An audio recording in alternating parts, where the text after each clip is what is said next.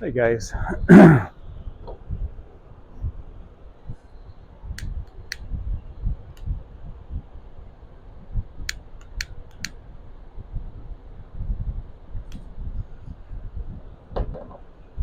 Well, Thursday afternoon, here I am again. David from the Central Cal Piper. Probably about 93 degrees right now, I'm thinking.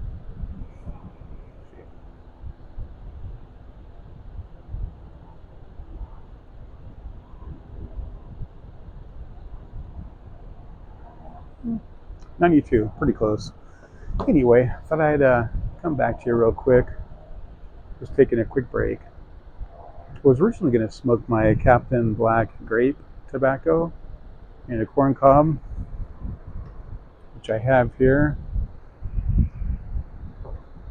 I tried making this video a while ago, but we had some background noise going on, which made it kind of difficult. I didn't have my mic at that point going, so it was hard to hear me and all that. So I decided to make it again, but just wanted to come back and say a few words. Today being Thursday, my 100 sub giveaway, the drawing for that will be on July the 4th on Tuesday. Looking forward to that. But today, Thursday evening, was when I will be sending whatever money we have been able to collect for Yusuf's prosthetic leg. That will be sent to him this evening because he needs to have it by Friday his time. So, and as you know, South Africa is, I think, quite a few hours ahead of us. So I thought I would send it this evening. So we have more than that, then I'll send that at a different time. Anyway, so just gonna do that. Hopefully, I know that whatever we can gather will be greatly appreciated by Yusuf and his family. So that will be great. Another thing I've been thinking about doing is I really enjoy summer, even though it's 92 degrees right now and pretty warm in my backyard. There's something about the summer that I really enjoy. I guess it just stems from childhood, it being summers, having summers off from school. Of course, when you're a child, you don't notice the temperature, you don't notice the heat. You just go about whatever you're doing and having fun. I remember as a kid, when school got out, you basically started in the spring with these really tender feet. We always went without shoes when I was a kid. I think I'd always buy some flip flops or something to have around, but for the most part, as a kid, you just walked around in the summer without shoes on, unless you had to do some sort of lawn work or something. But I spent a lot of time. I just remember starting out with really tender feet, and as summer progressed, the calluses, or the skin on the bottom of your feet, got really thick, and you could finally withstand the heat on the concrete, whatever it is you're working on. But it didn't start out like that. So, but summer was always a very fun time. I remember through my childhood going to my grandma's house. She had a nursery. She called it a nursery back then. They call them daycare centers now, but she had a home nursery.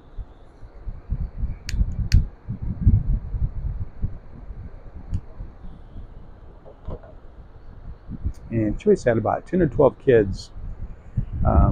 So I always had friends when I was a kid growing up with her nursery kids. But I spent my days there because my mom worked full time while raising me. So I was at my grandma's house from probably 7:30 in the morning till after 5 in the evening, which was fun. I enjoyed it. I enjoyed sitting on the shady porch of the house that my grandpa built. My grandpa and grandma both came from Kansas, and he was born in 1904. So while I was growing up, he was in his probably 60s for the most part, that I remember. Anyway, he built a house. He was very frugal. They didn't have much money. He worked for the railroad back then and did until he retired in the mid 70s. But I remember the story of we had a massive earthquake in 1952 in Bakersfield, and it destroyed a lot of homes and buildings. One of the buildings that was destroyed was the church that my grandma went to. It was called the Oilo Church of God. And anyway, when the earthquake in 1952 basically destroyed the church, my grandpa got permission and he went down and he'd already had a home that he built, but he went down and stripped all the lumber, the nails and all, and he carted that back to his home, which was just a few miles away, and he used that to build onto their home. So my grandpa designed the thing and built it. It wasn't anything fancy. It was a 3-bedroom, 1-bathroom place with a little living room and a dining room and a kitchen, with a swamp cooler on the mounted in the summertime in the dining room, and that was what they had. And they had fans when I was growing up in the 70s. But anyway, so I remember sitting on that porch, and under the shade they had 2 giant fruitless mulberry trees that I sat on, and the porch was under. So the yard was just full of shade, nice lawn, and I used to play on that front porch. My grandma had a lot of toys, blocks, wooden building blocks that I would play with on that front porch. So I had a lot of great memories there. As I got older, when I was about 11, I got a newspaper route, and the newspaper route was based in my grandma's neighborhood. It was Route 101. I know I had about 53 customers when it first started, which was pretty good. You made about $1 per customer per month. So at that point in 1975, I probably made a little over $50 a month. My grandma always taught me to tithe 10%. So my little meager $5 of tithe, I still had $45 left over. The first couple of months went towards buying a brand new Schwinn bicycle so that I could use it to deliver my newspapers. I remember going down with my grandma to a store in downtown Bakersfield, Vincent Cyclery, that had been around since probably the 20s, putting a down payment down my bike, and they had layaway. So for a couple months, I paid on this bike and eventually got it. It was beautiful. It was a single speed, basically old-fashioned style bike with big, chrome fenders and all that. But I used that thing for 5 years to deliver newspapers every single day. So great memories. I remember the newspapers would be delivered in big bundles on my grandma's front porch. The newspaper trucks would come around usually in the afternoon. It was an afternoon delivery back then. So they would bring big stacks of newspapers and put them on your porch. It was up to you to fold them all. So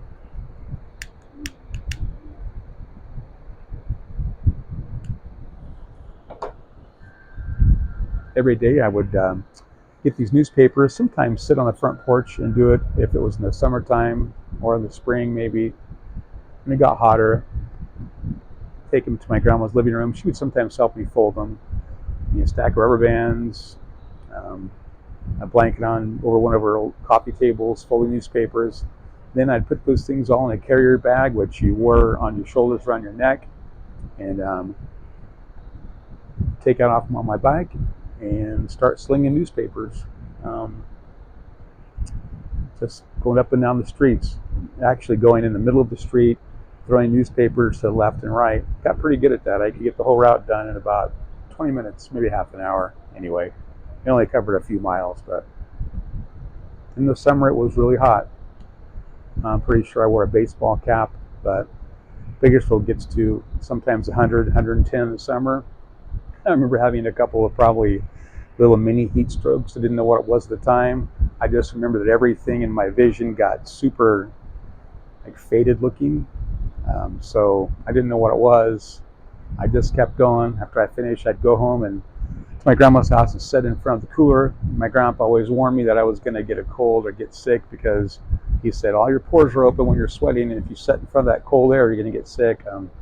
I didn't care. It was so hot. I just sat there and enjoyed the cool breeze from their swamp cooler. Summers were also really neat because my favorite holiday, one of my favorite holidays, Independence Day, was in July, of course. Summer, 4th of July was great because A, you didn't have to worry about school or homework, and B, you had a nice excuse to play with matches. I remember my grandma had an old encyclopedia set. I think it was printed in 1952, so probably about 20 or so years old when I was looking at it. But they had an article on rockets, fireworks, and it was a diagram of a cutaway rocket with a fuse in the back and the cone and it had all the different layers of the different chemicals that went into rockets. I remember studying that, wishing that I could make my own fireworks. I grew up hearing about the good fireworks from the good old days, like cherry bombs and firecrackers, things that would really be what you'd expect fireworks to be. Of course, by the time I was a kid, they only had Safe and Sane, which were not quite as safe back then as they are now. Now they're kind of a duds, but back then they had some pretty good fireworks still locally. I remember they sold these sparklers that were pretty nice. They had like metal stems. Sparklers were such that you could take a bundle of about 10 of them, put them together, run one up the middle, a little higher as a fuse, wrap them in filament tape, and put them someplace and light that sparkler that was sticking out, and make yourself a pretty good explosion. It's a wonder I have all my fingers and toes. My mom, as I got a little older, she was very not very strict. I pretty much ran around and did what I wanted to do. Luckily, I didn't get too much mischief because I always felt guilty if I did anything wrong. But I did make a lot of sparkler bombs. I did blow up a lot of things, tree stumps and all that. That worked well until my friend Travis and myself decided we'd put some bombs together in my backyard. And after I finished blowing up a G.I. Joe or two, we blew up an old toboggan. I know it sent a piece of wood and it lodged in a tree that we had. Pretty dangerous. That came to an abrupt halt when the neighbors called the Kern County Sheriff's Department on us. We got a nice little visit from a deputy. So we ceased producing our sparkler bombs at that point, but had a great time until then. I still tell stories of those. Sparklers aren't the same nowadays. You couldn't do it if you wanted to, even if you wanted to.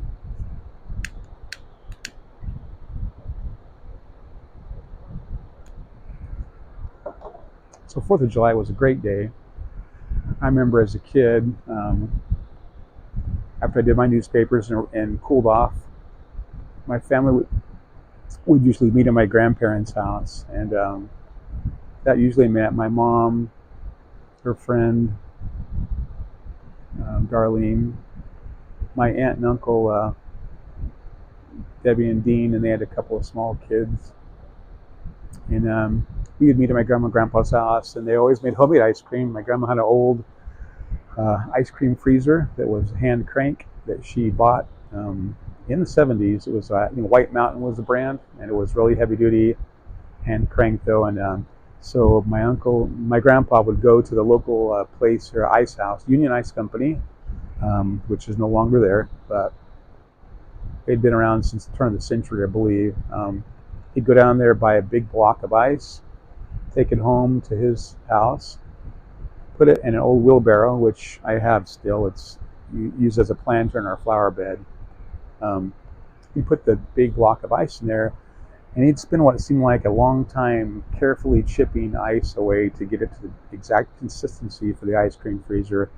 My grandpa was somewhat of an ice expert. He delivered ice in his youth in Kansas, and he knew how to handle ice. So he spent a lot of time getting it perfect for the ice cream freezer. So my grandma would mix up the concoction, wash the ice cream freezer out, all the parts. My grandpa, once it started getting kind of dark on 4th of July, would pour all the stuff in the ice cream freezer, and he and my Uncle Dean would take turns cranking that thing. So they'd crank for a long time. I remember when it got really hard to crank, that my job was to sit on top of the ice cream freezer to weigh it down so that they could crank it more easily. So they just talk and laugh and crank that ice cream freezer, and I just listened to all their stories. Eventually, they'd finish. My grandpa would throw a couple of burlap bags on top of the ice cream freezer. We'd go out and do a few sparklers on their front porch. Back then, I don't remember it being a big production as far as fireworks. That was before I'd gotten into the sparkler bomb mode and wouldn't have done those at my grandma's house anyway. But anyway, did some fireworks, and then we all got some homemade ice cream, sat around and talked until it got late, and everyone went their separate ways. But 4th of July was a great time. So I still make 4th of July ice cream on the 4th of July in an ice cream freezer. It's an electric one, but I still make it. I enjoy chipping the ice or crushing the ice and putting it in there and getting the rock salt and all that sort of thing. And it's just a fun tradition that I've continued. So nothing quite like vanilla homemade ice cream. One of my favorite things still. Anyway, this year we hope to have my family over and the kids and the grandbabies. We'll have probably hot dogs, salads, and of course homemade ice cream and a birthday cake for my mom, who turned 80 back on June the 10th when we were on our cruise in Hawaii. So that should be a fun time. Anyway, just felt like talking about that this afternoon. I'd like to hear about some of your 4th of July memories. If you don't mind, make a video, tell us about what you did, or just comment. Anyway, I'll let you guys go. I need to get back to work, and I'll talk to you soon. God bless you.